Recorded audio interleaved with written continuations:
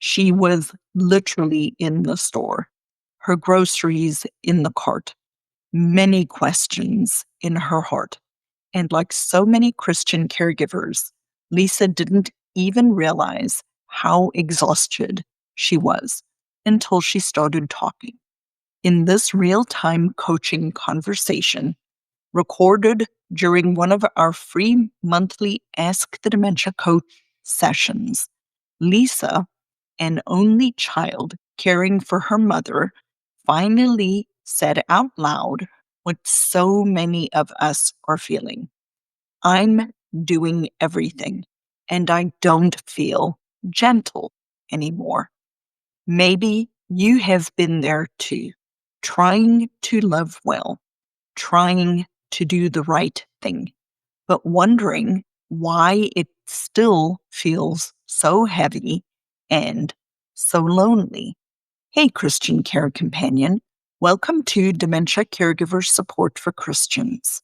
I'm your host, Lizette, and today you'll hear what it looks like when a caregiver, just like you, steps into a safe space, asks her real question, and walks away with biblical and practical support, all in under 30 minutes.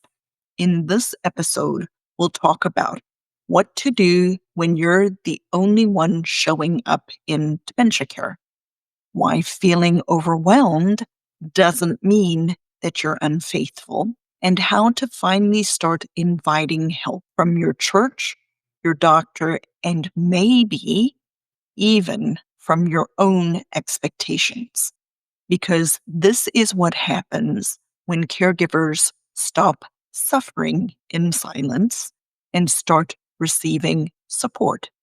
And if you're ready for your moment, just like Lisa's, I want to personally invite you to join me this Saturday, August the 9th at 12 p.m. Eastern for our next free online workshop. It is called The 3 Unusual Mistakes That Keep Christian Dementia Caregivers Overwhelmed, and how to step into peace, clarity, and confidence without waiting for anyone else to change. So if you're ready to stop going it alone, go ahead and save your seat at thinkdifferentdementia.com/WSL. Now, let's dive into today's episode 274, When You Are the Only One, How to Avoid Exhaustion in Dementia Caregiving, where we walk with Lisa on her journey. And well, welcome, Lisa. I'm so Thank excited you. that you're here. You're also a new face. You look like you're in the store, though. I am. You know, caregivers, we try to get out and do what we can when we can. So, I absolutely understand that. So, Miss Lisa, I'm going to ask you a series of questions like I ask everybody. Let's say it's 6 months from today and things are easier in your caregiving journey. What would that look like for you? it would look like I'm more peaceful inside, mentally, especially. I do this by myself as far as being an only child.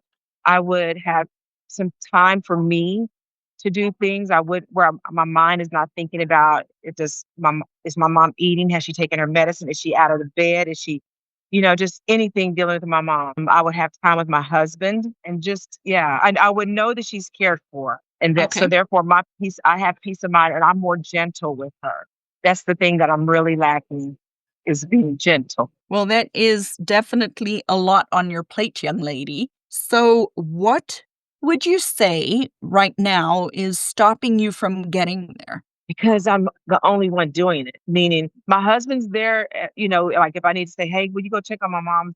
If he's out at work, will you go check on my mom and just make sure she does such and such? But I need the time during the day. So when I'm at work a couple of days a week, I have someone that comes in and just takes the load off and I don't have to think. I just want to not Okay. think because I don't have that. I feel like I'm always telling her what to do. You need to do this, Okay. mom. Make sure you do this. So I just want to have a relationship with her sometimes, but I Okay. can't because I'm doing everything. I'm watching cameras if I'm at work, I totally get that. So, may I ask a couple of clarification questions based off of what Hmm. you just shared? Yes. Okay. You are an only child. You are married. I work part-time. I work about 25 hours a week. Okay. But you're working. You are checking on your mom, which to me says that your mom is not living with you. She does live with me. She lives with you. Okay. Yes. Yeah, she had a heart surgery a few years ago, which caused a stroke. And so she's been with me ever since she's been out of the hospital. Okay. Plus, I have two college-age kids, and I have a granddaughter that's here with me now for the summer. But she Okay. used to live with me during this whole thing that she just did. So anyway, sorry. Okay. So your mom lives with you and your husband. You work 25 hours a week. When you say you ask your husband to check on your mom, does he work from home or he has to leave work? Not anymore. Since the first of the year, since our new administration, my husband had to go back on base to work. He was at home, and that was such a beautiful thing. But now we don't have to. So that's where the care is needed. So if he happens to be at home in the evening time and I've had to go do something, or I'm working late, I can say, "Would you please go make sure my mom is up out of the bed, that she's, whatever it is, Or Okay. if he goes home for lunch, I'll say, will you please just make sure she takes her medicine and get her started on eating." Okay. So does your mom have a definitive diagnosis of dementia? The neurologist said it's Parkinsonism. Have you ever heard of that? Parkinsonism? Mm-hmm. Yes. Oh, So she has a history of a stroke and now she has what they have termed Parkinsonism. Is she on medication for Parkinson's disease? Is she on Cinemet or any of those medications? no, because she doesn't have Parkinson disease, but she's on Carb-Levo for Well, movement. Carbidopa-Levodopa is Cinemet. That is generic. Brand. Yeah, yeah. Okay. And the reason I'm asking that is the way, and this is just by way of education, the Okay. way that they determine whether or not a person has what's called idiopathic Parkinson's disease versus Parkinsonism or Mhm. Parkinson-like symptoms or Okay. syndromes is whether or not a person is responding to the Carbidopa-Levodopa replacement, because in essence, idiopathic Parkinson's means that the person's brain, the synapses, the neurotransmitter dopamine doesn't go through. So Okay. if a person is taking Cinemet or Carbidopa-Levodopa, the drug, Okay. Okay. and it is helping the symptoms of Parkinson's, Uh-huh.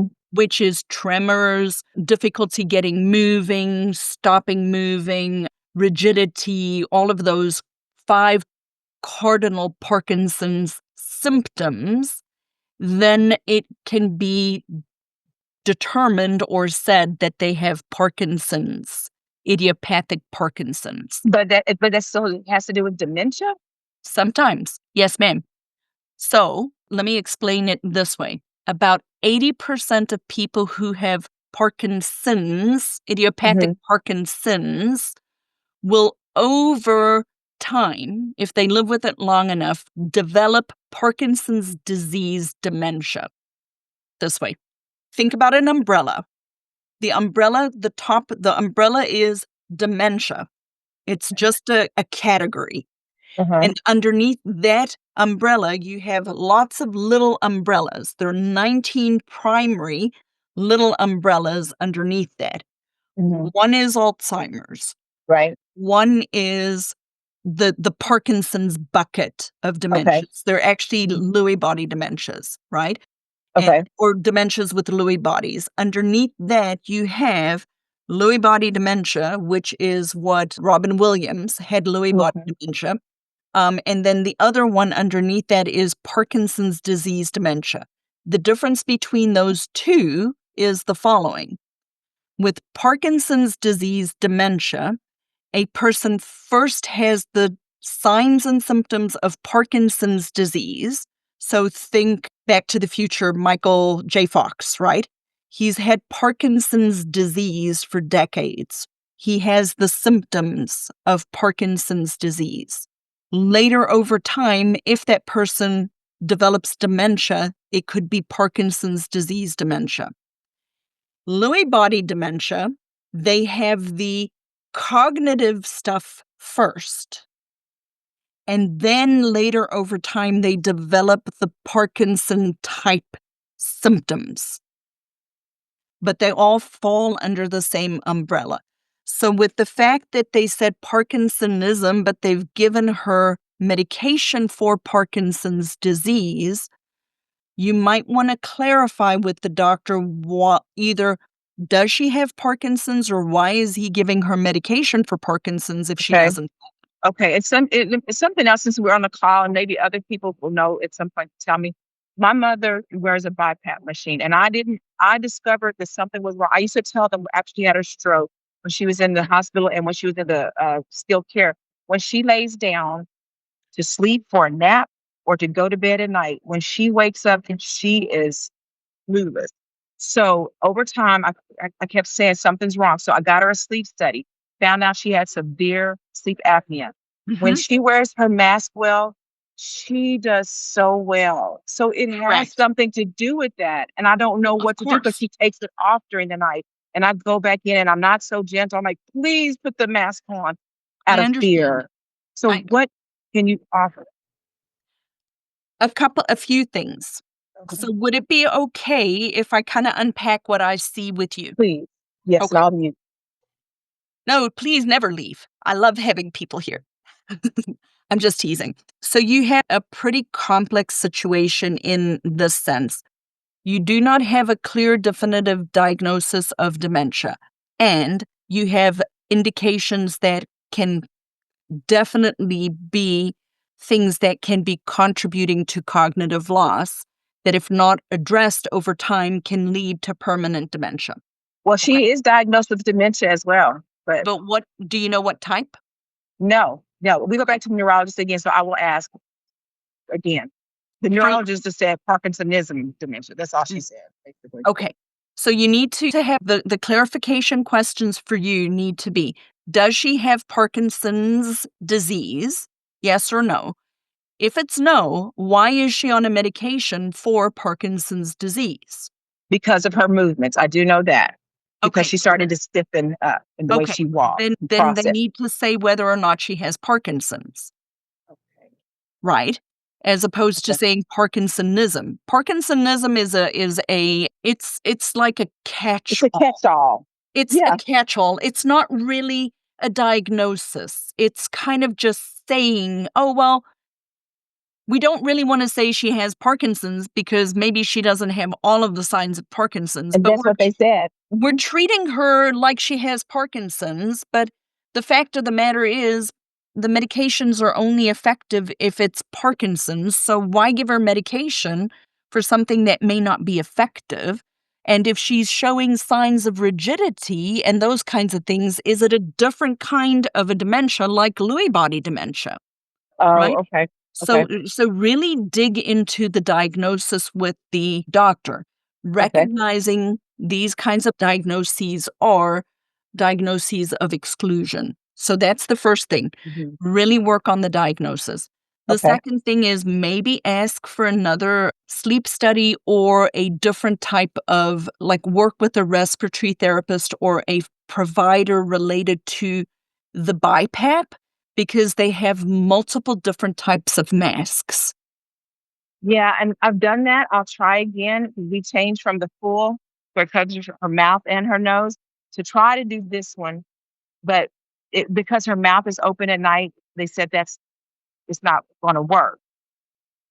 Okay, but I'll see if there's another place I can go, perhaps under her insurance. And, keep trying, keep Okay, trying. So BiPAP and CPAP are 2 totally different. yeah, she's BiPAP. Okay. All right, good. So based on our conversation today, oh, and one more reflection.